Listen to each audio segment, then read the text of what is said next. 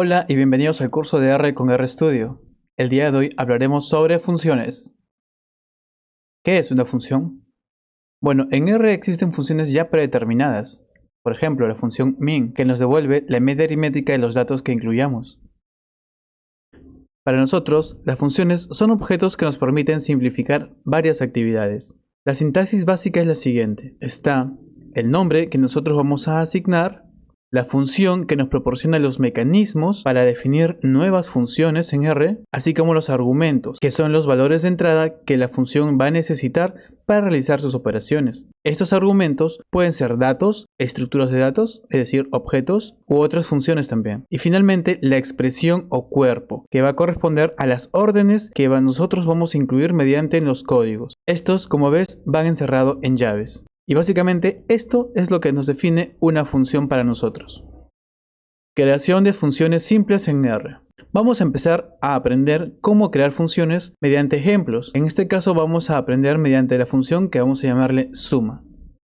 Entonces, vamos a identificar cada parte de la sintaxis de una función. Veamos, S va a corresponder al nombre que nosotros le estamos asignando. Recuerda que los nombres son importantes puesto que nos va a permitir ejecutar la función. Ahora, X y Y son los argumentos de entrada de nuestra función. Es decir, X y Y van a corresponder a variables a las cuales vamos a tener que asignarle valores para poder ejecutar nuestra función. Las llaves corresponden al inicio y final del cuerpo de nuestra función. Y dentro de ellos vamos a colocar la expresión que nuestra función va a tener que ejecutar. Es decir, vamos a darle las órdenes aquí. Entonces, como tenemos una función suma, nosotros vamos a simplemente dar esta orden, que encuentre los valores de X y los sume a los valores de Y. Y listo, todo esto corresponde a nuestra función, llamada función suma. Ahora vamos a proceder a introducir los valores de los argumentos que nos va a permitir ejecutar la función. De esa forma escribimos S, que es el nombre de la función, abrimos paréntesis y dentro de ellos, separado por comas, colocamos los valores de nuestra variable. En este caso, 1 corresponde al valor de X y 2 corresponde al valor de Y. Y ejecutamos. Y efectivamente, nuestra función suma nos devuelve el valor de 3 porque 1 más 2 es 3. Ahora veamos otro ejemplo. Por ejemplo, el valor de X va a ser la raíz cuadrada de 2 y el valor de Y 4. Ejecutamos. Y nos sale que la suma es 5.414214. Ahora diremos que X tiene el valor del logaritmo de 10 y Y tiene el valor de menos logaritmo de 2. Ejecutamos y tenemos el valor de 1.609478. Y listo, así es nuestra función suma. Ahora veremos la función hipotenusa. Vamos a llamarle hipotenusa a nuestra función. Este es el nombre de nuestra función. Entonces, ahora mediante la función vamos a colocar nuestros argumentos, que en este caso son X y Y nuevamente. Y dentro de las llaves está el cuerpo o la expresión de nuestra función. Sabemos por el teorema de Pitágoras que la hipotenusa es la raíz cuadrada de la suma de los catetos elevados al cuadrado cada uno de ellos, como vemos aquí en el cuerpo. Entonces nosotros utilizamos una función ya preestablecida por R, que es la función raíz cuadrada, para calcular la raíz cuadrada de la suma de cada uno de los catetos. En este caso nuestros datos X y Y van a ser los catetos. Vemos de que es una función simple y no es necesario colocar la disposición de las llaves y del cuerpo como en el caso anterior. Simplemente hay que respetar el hecho de que el cuerpo debe estar encerrado entre llaves. Listo, ya lo hemos creado. Ahora vamos a proceder a probar nuestra función hipotenusa. Para ello elegimos que el cateto sea 3 y sea 4. Nuestra hipotenusa, cuando tenemos catetos de lado 3 y 4, vemos de que es 5. Y listo, tenemos nuestra función creada. También podemos usar este ejemplo para mostrar una característica de las funciones, la cual es tener valores asignados por defecto, como en el caso anterior, en el caso de la función suma y en el caso de la función hipotenusa que acabamos de realizar.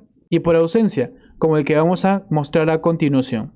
Vamos a llamarle función hipotenusa 1. En este caso estamos definiendo desde ya en los argumentos de que X es igual a 3 y Y es igual a 4. Y la demás expresión es la misma. Creamos esta nueva función llamada hipotenusa 1 y vamos a llamar a que nos dé el resultado.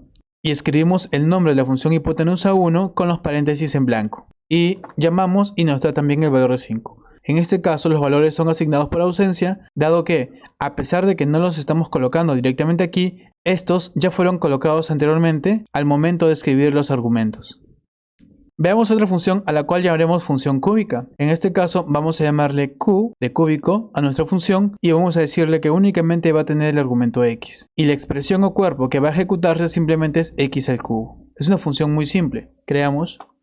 Si bien la función cúbica es muy simple, vamos a utilizarlo para mostrar cómo colocar un vector al cual llamaremos x0 como argumento de nuestra función. Así que creamos el vector x0, el cual va a tomar valores desde -6 hasta 6.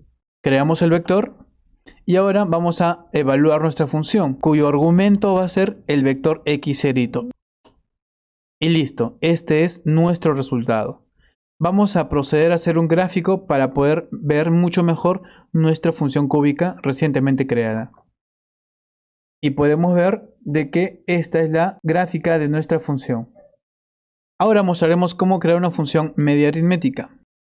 Vamos a llamar MA a la función media aritmética, la cual va a tomar como argumento los valores de x que podamos dar. Asimismo, el cuerpo corresponde a la definición propia de la media aritmética, es decir, la suma de elementos entre el tamaño de esos elementos.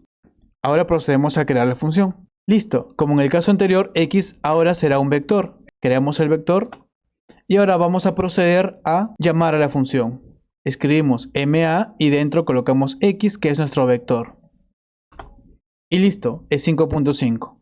Ahora comprobemos si el valor es correcto mediante la utilización de la función min, que como sabemos nos devuelve la media aritmética de los valores que podemos incluirlos. Ejecutamos y tenemos efectivamente que es 5.5. Es decir, nuestra función media aritmética es correcta.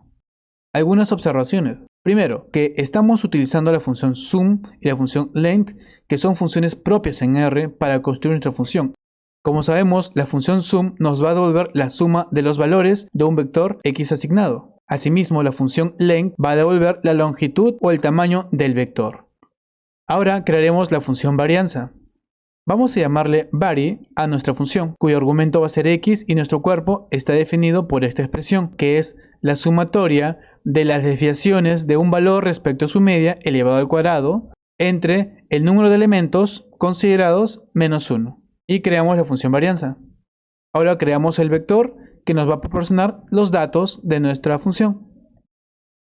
Ahora vamos a proceder a comprobar. Así que llamamos a la función varianza vary y decimos que tome los valores del objeto x. Y listo, nuestra función nos arroja el valor marcado en azul. Ahora vamos a comprobar si la función varianza que hemos creado corresponde a la varianza del vector x según la función preestablecida por R, la función var. Y vemos exactamente que son las mismas. Una pequeña observación. Note que R devuelve en realidad la cuasi varianza, dado que la definición de varianza corresponde a esta expresión, pero únicamente dividido entre el número de elementos considerados. Sin embargo, esta expresión corresponde a la cuasi varianza. Así que nosotros también hemos realizado esta función cuasi varianza y le hemos llamado varianza. Muchas gracias, nos vemos en la próxima clase.